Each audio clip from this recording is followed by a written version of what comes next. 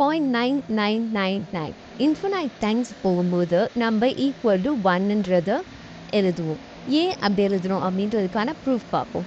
X equal to 0.999 அப்படின்னு எழுதிக்கோங்க. இது வந்து ஃபர்ஸ்ட் ஈக்குவேஷன். ஓகேவா?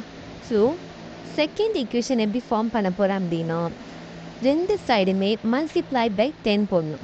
ரெண்டு சைடுமே right and left multiply by 10. Okay, so multiply பண்ணிங்கன்னா 10x ஆயிடும். இங்கே இந்த சைடு வந்து 9.99 ஆகும். ஸோ இது வந்து என்னது, second equation. Okay, next step வந்து செகண்ட் ஈக்குவேஷனை ஃபர்ஸ்ட் ஈக்குவேஷனால் சப்ராக்ட் பண்ணணும். சப்ராக்ட் பண்ணும்போது 10x minus x. Okay, second minus 1.